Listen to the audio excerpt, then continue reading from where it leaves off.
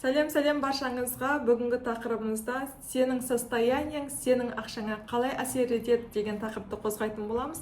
Жалпы бұл тақырыпты 5 бөлікке бөліп қарастырсақ болады. Біріншісі бұл сенің убежденияларың, екіншісі бұл сенің состояниең, ішкі таңдауың, мышление, үшіншісі мышление өзгертуі, төртінші қабылдау, бесінші мақсатыңның айқын болуы.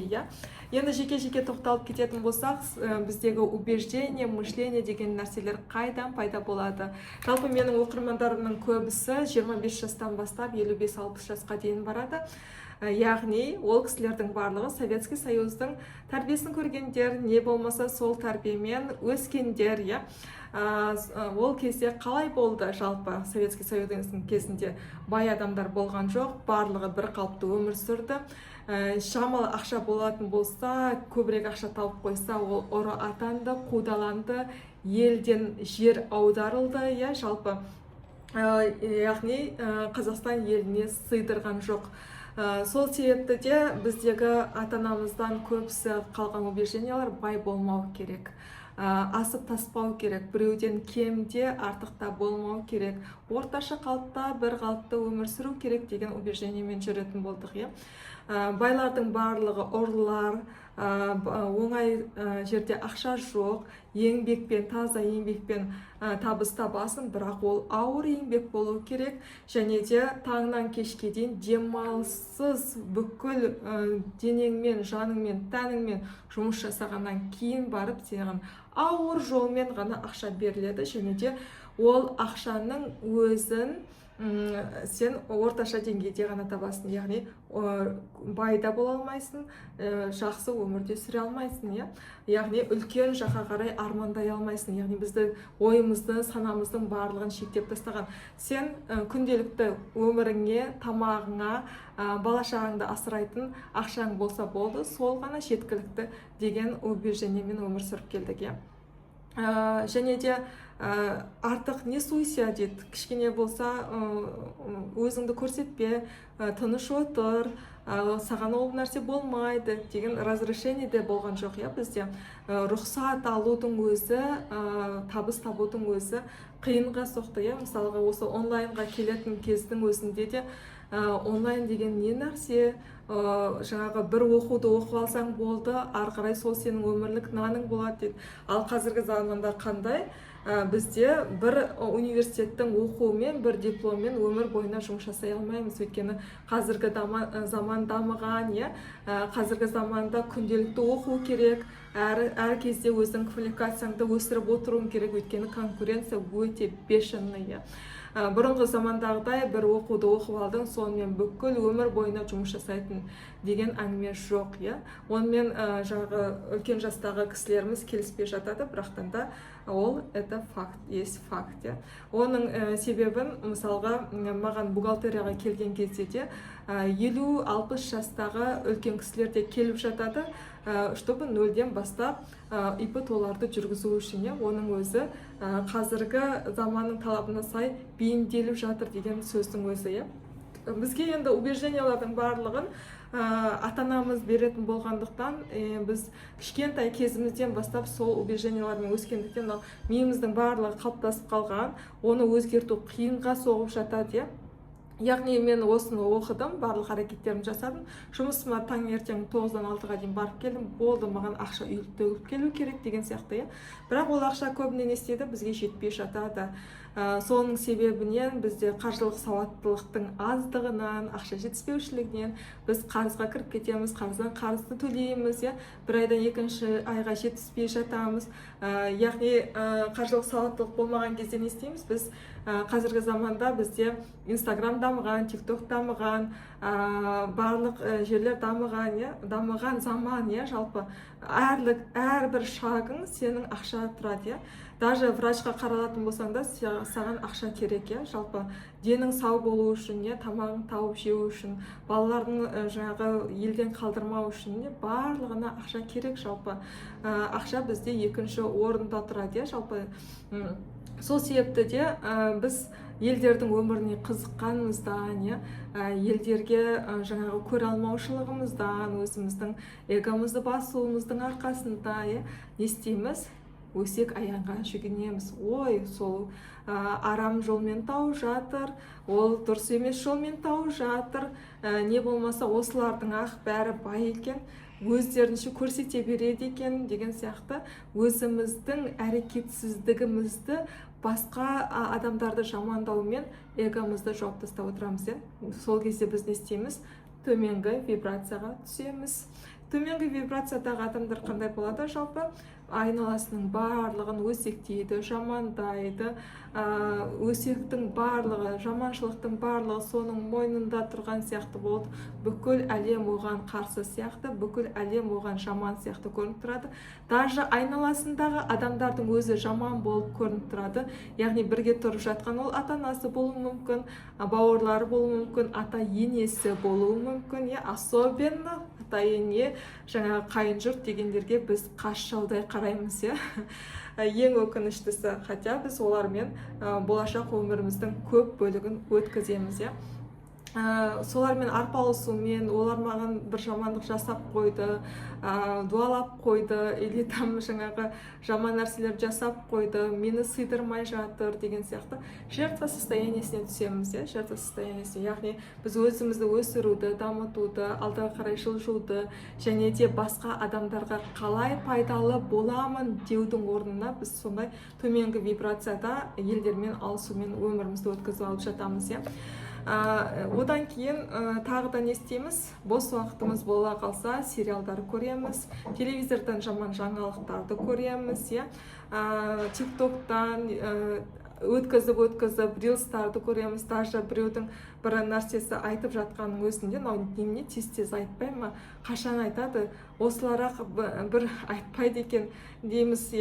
Соның өзі нашар вибрацияға түсіп кете жатамыз. Не болмаса біреу лотерея десе, ура, ұтып алам дейміз, соған бүкіл нәрсемізді салып жібереміз. Оңай ақша тапқымыз келеді.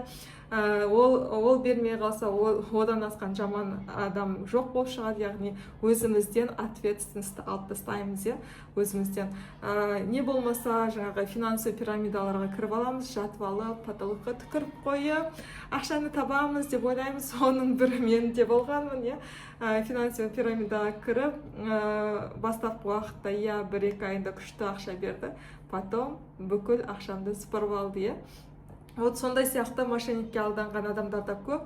Оның барлығын біз не істейміз? Сол өзімізден көрмейміз, сол мошенниктерден көреміз. Опять-таки, өзіміздің әрекет жасағымыз келмегендігін мойындағымыз келмейді. Бірақтан да жамандауды біз қатырамыз. Жамандағанда бескеміз, бәріміз. Вот төменгі вибрацияға түсіп кеткен кезде, состояниеміз түсіп кеткен кезде, таңнан кешке дейін жатқан кезімізде, мысалы түнгі 10-11-ге дейін ұйықтап қалу керек болатын болса, біз не істейміз? 1-2-ге дейін телефон шұқылап жатамыз. Телефон шұқыламасақ әйтеуір жатамыз. Біреу қасымызға жақындай келсе, арс етіп жауап береміз. Мысалы өзі қандай состояниеде болады? Ақшасы жоқ адамдар сәл нәрсе болса эмоциональный жауап береді, агрессивный жауап береді, балаларын ұрып жібереді, отыршы, қойшы деген сияқты. Не болмаса күйеуіне, жолдасы болса жолдасына айғайлап береді, айналасының барлығына жаңағыдай бүкіл агрессиясын, бүкіл негативін шашып жүреді, жалпы. Оның барлығы өзінің басына да өтті, когда мен 30 миллион қарызға кірген кезімде, 30 миллион қарызға кірген кезімде, менде де тура сондай болды. Адамдардың барлығы маған айтатын, сенімен сөйлесу вообще невозможно. Сен кішкене мінезіңді өзгертсеңші деп талай адам маған айтқан болатын. Сен кішкене сабыр сақтасаңшы деген сияқты. Қайдағы сабыр ондай кезде? Сен өзіңнің состояние, ішіңнің барлығы быт-шыт болып жатыр, ойының барлығы, миыңның барлығы быт-шыт мусорға толып қалған. Басқа жақсы нәрсе ойлауға онда орын жоқ. Ол үшін не істеу керек? Бірінші оның барлығын босату керек, босатуымыз керек. Қалай босатамыз? Мышлениемен жақсылап жұмыс жасаймыз.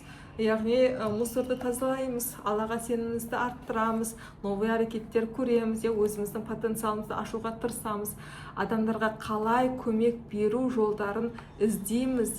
Біздегі қаншама қасиеттеріміз бар, чтобы оны ақшаға айналдыра алатындай, иә, ақшадан бұрын адамдарға көмектесе алатындай, адамдарға сіз қаншалықты пайдалы бола аласыз, сіздің табысыңыз да соншалықты өсе беретін болады, иә, это факт. Иә, сол себепті де біз бірінші мышлениені өзгертуіміз керек, мынау мидың барлығын тазартуымыз керек, иә, мышление. Одан кейін біз ақшаны қабылдай алуымыз керек, иә. Көп ақша, біреулердің өзі мысалға ақшаны да қабылдай алмай жатады, иә. Мысалға маған жұмысқа келе жатады, сен қанша тапқан келеді десе, маған 500 мың теңгеде болады, или маған миллион теңгеде болады деген сияқты, или қой маған 100 мың теңгеде жетеді дейтіндер де адамдар бар, иә, мысалға. Вот сол адамдардың мышлениясы әрқайсысы әртүрлі. Неге? Оларда ақша қабылдаудың өзі қиын, иә. Мысалға сізде өзіңізге сұрақ қойып көріңізші, көп ақша сіз үшін қанша сумма? Қанша сумма? Дәл қазір сізде қанша сумма болу керек?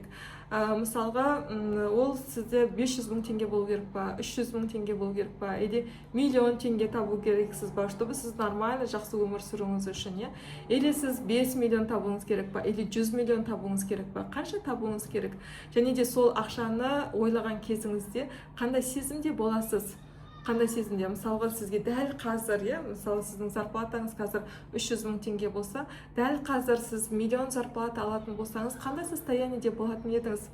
Сіз жақсылыққа келе ме, қуаныш алып келе ме? Ол ақшамен де сіз ары қарай да адамдарға қалай пайдалы бола аласыз? Өзіңіздің өміріңізді қалай өзгерте аласыз? Просто шмоткаға жұмсап тастайсыз ба? Ішіп жеумен қыдырып тастайсыз ба? Жоғалтып жібересіз ба? Bir күнде су қылып ағызып тастайсыз ба? Әлде жақсы нәрселерге қолданасыз ба оны?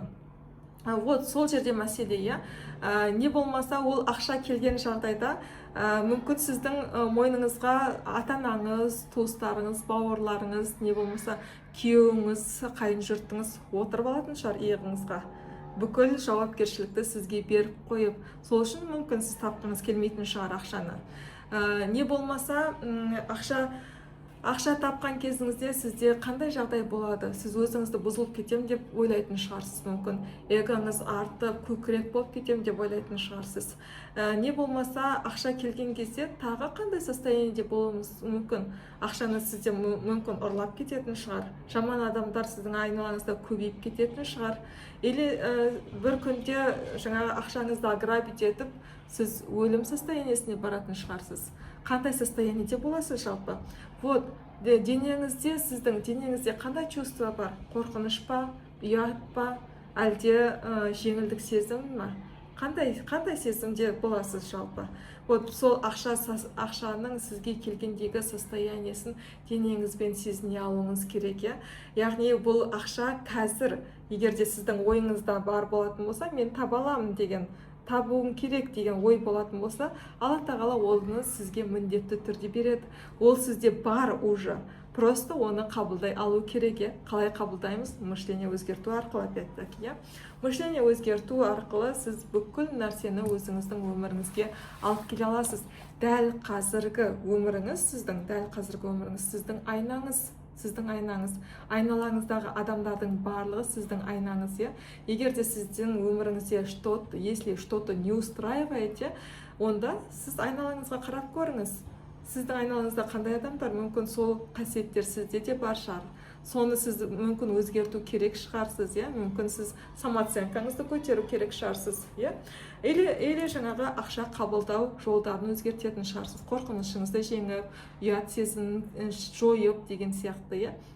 Или там жаңағы тревожный состояниеден шығып деген сияқты. Вот сондай нәрселерді агрессивный ойлайсыз ба, жақсы ойлайсыз ба, барлығы соған байланысты, иә. Яғни сізде мышление өзгерту керек. Ақшаны қабылдай алуыңыз керек, иә. Сыйымдылығыңыз қанша? Мысалға, бір адамдарға жаңа айтып отырғандай 100 мың теңге, 300 мың теңге көп болатын болса, бір адамдарға 100 миллион теңге это нормально. Иә. Және де сол ақшамен сіз қаншалықты бөлісе аласыз адамдармен? Қаншалықты сіз садақа бере аласыз? 2% бере аласыз ба ай сайын? Не болмаса 10%? Осы күнге дейін бердіңіз ба жалпы садақа деген нәрсені? өзіме жетпей жатыр әлі де деп қайдағы садақа бергенмен де олар дұрыс пайдаланбайды, дұрыс жолға қолданбайды деп әлі де өзгелерді кінәлап жүрсіз ба? Өзіңіздің садақа бермегеніңіздің солай ақтап алып жүрсіз ба? Вот сол жақтан да ойланып көру керек, иә. Одан кейін жаңа қабылдай, осы төртіншісі қабылдай алуымыз, иә, төртіншісі қабылдай алуымыз. Одан кейін ақша қай кезде, мысалға сізге жаңағы ақшалар келеді, кетеді, или там қарыздан қарызға жабылып кетеді, не болмаса ақша келген күннің өзінде де басқа нәрселерге жаратылып кетеді, өзіме жұмсай алмаймын, өзіме рұқсат бере алмаймын дейтін болсаңыз, значит сізде мақсат жоқ, иә. Значит сізде мақсат жоқ. Мақсат болу керек. Бесінші, бұл біздегі мақсат, иә. Бізде мақсатымыз айқын болу үшін біз мақсатымызды бірінші анықтап алуымыз керек, иә. Ақша бізге просто так келмейді. Ақша біздің мақсатымызға, жаңағы өзіміздің қалауларымызға байланысты келеді, иә, жалпы. Сол себепті де бізде мақсатымыз болу керек. Осы 2026 жыл, иә, қазір 2026 жылдың жарты жылдығы өтіп кетті. Яғни скоро отчетный период бізде бухгалтериямен айтқан кезде, иә, отчетный период болады жарты жылдықта. Сонда сізде өзіңізге қойып көріңіз, осы жарты жылдықта сіздің жылдың басында мүмкін сіз карта желаний жасаған шығарсыз, мүмкін 100 арман жазған шығарсыз, иә. Әр жерде информациялар өте көп қой, солардың біреуін орындаған шығарсыз мүмкін. Бірақ солардың ішінде қаншасы орындалды, қанша проценті орындалды жалпы? Сіздің мақсатыңызға жақындап келе жатырсыз ба, әлде ол туралы мүлде хабар жоқ па? Мақсаттарыңыздың барлығы, армандарыңыздың барлығы сіздікі ма, или басқа біреулердікі ма? Сіздің арманыңыз, мақсатыңыз айқын болған кезде ғана бізде жаңа соған байланысты ақшалар келеді, және де оған ол мақсатымызға жету үшін қандай әрекеттер жасай аламыз, сол да байланысты, иә. Мысалға сіз элементарно жаңа арықтаймын деп арықтай алмай жүрген шығарсыз, или жаңағы ағылшын тілін оқимын деп әлі де шегеріп жүрген шығарсыз, иә. Не болмаса бассейнге барамын деп уже жаздың бір бөлшегі өтіп кеткен шығар деген сияқты. Сізге жылдың басында өзіңізге не обещать еттіңіз, иә, сол нәрсені қанша пайызын орындадыңыз осы күнге дейін, иә. Жалпы негізінде ақша келмеудің де ең басты себептердің бірі бұл біз өзімізді алдаған кезімізде, иә.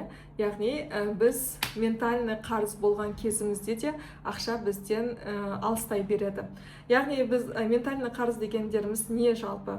Ментальный қарыз дегеніміз біздегі өзімізге обещание берген нәрселер, иә. Не болмаса басқа адамдарға обещание берген кезде ол бізде ментальный қарыз болып қала береді. Яғни мысалға сіздің коллегаңыз айтты, мынаны жасап бере салшы, қашан жасап бере аласың дейді да сізге. Сол кезде сіз айтасыз, ой, 3-4 күннен кейін жасап беремін дейсіз, бірақ жасамайсыз, бір ай өтеді, бір апта өтеді, ол кісі қайтадан сұрайды сізден, жасадың ба деген сияқты. 2 апта, 3 апта, 1 ай, 3 ай өткеннен кейін ол сізден сұрамайды да, иә, ары қарай. Оны жасамаймын деп айтудың орнына сіз сол жүкті арқалап жүре бересіз. Және де ол адамнан қашасыз, ол постоянно ойыңызда тұрады, соның барлығы ол ментальный қарыз, иә. Мысалға тағы бір ментальный қарыз ба? Екіншісі, сіз жылдың басында мен болды 5 килограммға арықтаймын дедіңіз, таңертең жүгіремін, диета ұстаймын, басқа жасаймын дедіңіз, бірақ жасаған жоқсыз. Бір күн жасадыңыз, 2 күн жасадыңыз, ары қарай жасамай қойдыңыз. 5 килограммыңыз қайтадан 10 килограмм болып көбейіп кетті. Ментальный қарыз, тағы да ментальный қарыз болды ма? Ментальный қарыз болды. Одан кейін тағы да не істедіңіз? Мен ертең 5-те тұрамын дедіңіз, бірақ 5-те тұрған жоқсыз. Сіз әлі 10-ға дейін, 8-ге дейін ұйықтап жатырсыз. Ментальный қарыз ба? Ментальный қарыз. Или балаңызға бір нәрсе алып беремін деп айтып қойдыңыз ба? Қарызсыз, иә. Күйеуіңізге бір нәрсе обещать еттіңіз ба? Қарызсыз. Обещание жасалмаған жұмыстардың барлығы, ол өзіңізге болсын, өзгеге болсын, оның барлығы сіздің бойыңызда ментальный қарыздар болып жинала береді. Ал ментальный қарыз көп жиналған сайын, көп көтеріліп жинала берген сайын, сіздің қарызыңыз, ақша жетіспеушілігіңіз, өмірге деген обидаңыз, мынау миыңыздағы мусорлардың барлығы тола береді, этабымен тола береді. Сізде естественно басқа нәрсеге энергияңыз қалмайды. Энергия соны ойлаумен ақ өтіп кетеді.